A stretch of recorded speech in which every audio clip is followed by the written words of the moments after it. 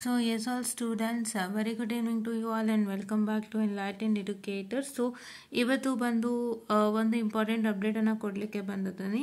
So actually I had to make a video on this, but it took some time. I'm very sorry. So ಒಬ್ರು ಕೇಳಿದ್ದಾರೆ ma'am makeup exam ಬರುತ್ತೆ ಅಲ್ವಾ first ಇಯರಲ್ಲಿ, that is both first sem and second sem that you have the end of the second semester, that's even ಸೆಮ್ಮಲ್ಲಿ exam ಕೊಡ್ತಾರಲ್ಲ first ಬ್ಯಾಕ್ಲಾಗ್ದು, first sem ಬ್ಯಾಕ್ಲಾಗ್ದು, ಅದ್ರ ಬಗ್ಗೆ ಮಾತಾಡ್ತಾ ಇದ್ದಾರೆ. ಮ್ಯಾಮ್ ಅದರಲ್ಲಿ ಫೇಲ್ ಆಗಿದ್ರೆ ನೆಕ್ಸ್ಟ್ ಮಂತ್ ಮೇಕಪ್ ಎಕ್ಸಾಮಲ್ಲಿ ಕ್ಲಿಯರ್ ಮಾಡ್ಕೋಬೋದಾ? ನೆಕ್ಸ್ಟ್ ಮಂತ್ ಮೇಕಪ್ ಎಕ್ಸಾಮ್ ಅಲ್ಲಪ್ಪ, it's even sem makeup exam that you have to I am sorry, I just delete this reply. Ya okay. So I told ಎಸ್ಪಾ, but ನಿಮ್ಮ ಒಂದು ರಿಪ್ಲೈನ ಮತ್ತೆ recheck ಮಾಡಿದೆ ನಾನು, because I did not have time. So I just typed it. So that is what I don't want to give you wrong information ಅಂತ ಇಲ್ಲಿ ರಿಪ್ಲೈನ ಡಿಲೀಟ್ ಮಾಡ್ತಾ ಇದ್ದೀನಿ. So I am clearing your doubts through the video, please to watch it. So ಏನು ಅಂತ ಹೇಳಿದ್ರೆ, ಈಗ next month makeup exam ನಿಮಗೆ ಬರೋದೇ ಈವನ್ ಸೆಮ್ಮಲ್ಲಿ. ಈಗ ನೀವು ಎಕ್ಸಾಮ್ ತೊಗೊಂಡಿದ್ದು ಫಸ್ಟ್ ಇಯರಿಗೆ, so it's applicable to all one who's having this doubt, ಆಯಿತಾ? ಸೊ ಈಗ ಯಾರ್ಯಾರೆಲ್ಲ ಎಕ್ಸಾಮ್ ಬರ್ತಿದ್ರಿ ಫಸ್ಟ್ ಇಯರ್ ಸೆಮಿಸ್ಟರ್ ಬ್ಯಾಕ್ಲಾಗು, ಅವರು ಯಾರು ಈಗ ಪಾಸ್ ಮಾಡಿಲ್ಲ, ಇವತ್ತು ರಿಸಲ್ಟ್ಸ್ ಬಂದಿರೋದ್ರಲ್ಲಿ ಪಾಸ್ ಮಾಡಿಲ್ಲ, ಅವರು ನೆಕ್ಸ್ಟು ಈವನ್ ಸೆಮ್ಮೇ ವೆಯ್ಟ್ ಮಾಡಬೇಕಾಗುತ್ತೆ. ಥರ್ಡ್ ಸೆಮ್ಮಲ್ಲಿ ನಿಮಗೆ ಫಸ್ಟ್ ಸೆಮ್ ಎಕ್ಸಾಮ್ ಕೊಡೋದು doubt.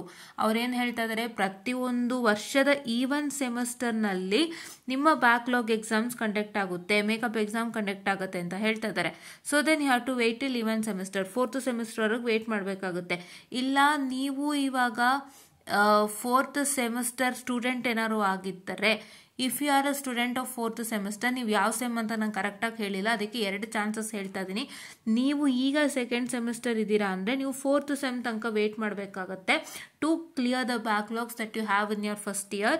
R if you are fourth semester student, fourth sem student ಆಗಿದ್ದರೆ, ನೀವು ಇವಾಗ ಏನು ಬ್ಯಾಕ್ಲಾಗ್ ಇಟ್ಕೊಂಡಿದ್ದೀರಾ ಹಳೇದು, ಅದನ್ನು ಈಗ ಬರೋಂಥ ಎಕ್ಸಾಮಲ್ಲಿ ಕ್ಲಿಯರ್ ಮಾಡ್ಕೊಳ್ಳಿಕ್ಕೆ ಅವಕಾಶ ಇದೆ. ಸೊ ನಿಮ್ಮದು ಯಾವುದು ಅಂತ ನೀವು ಕರೆಕ್ಟಾಗಿ ರಿಪ್ಲೈ ಮಾಡಿ, so that I can guide you out. Okay, so this applicable for all. ಈಗ ಯಾರ್ಯಾರೆಲ್ಲ ಫೇಲ್ಡ್ ಆಗಿದ್ದೀರಾ, ಬ್ಯಾಕ್ಲಾಗ್ ಮಾಡ್ಕೊಂಡಿದ್ದೀರಾ ಫಸ್ಟು ಸೆಕೆಂಡಲ್ಲಿ, ಅವರೆಲ್ಲರಿಗೂ ಕೂಡ ನಿಮಗೆ ಫೋರ್ತ್ ಸೆಮ್ಮಲ್ಲಿ ಆಪರ್ಚುನಿಟಿ ಬರುತ್ತೆ. ಸೊ ಅವಾಗ ಮಾಡ್ಕೋಬೇಕಾಗತ್ತೆ. ನಾವು there is no opportunity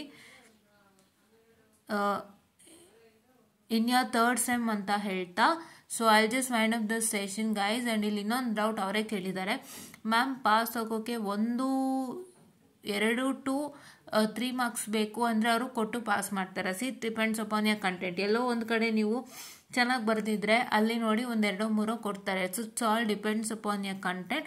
so ನೀವು ಚೆನ್ನಾಗಿ ಬರೆದಿದ್ದು ಎಲ್ಲೋ ಒಂದು ಕಡೆ ನೀವು ಪಾಸ್ ಆಗೋ ಥರ ಮೇಂಟೈನ್ ಮಾಡಿದರೆ, ಅಲ್ಲಿ ಎಲ್ಲೋ ಒಂದು ಕಡೆ 2, 3 ಕೊಡೋ ಥರ ಇದ್ದರೆ ಅವ್ರು ಖಂಡಿತ ಕೊಡ್ತಾರೆ. It all depends upon the faculty ಅಂತ ಹೇಳ್ತಾ I just want the session. And ಯಾರಿದು ಯೂಸರ್ BK8MY20Z4F4 ಯಾರು ಕೇಳಿದಿರಾ, ತುಂಬ ದೊಡ್ಡ ನೇಮೇ ಇಟ್ಟಿದ್ದೀರಾ ಬಿಡಿ, ಯಾರು ಕೇಳಿದಿರಾ.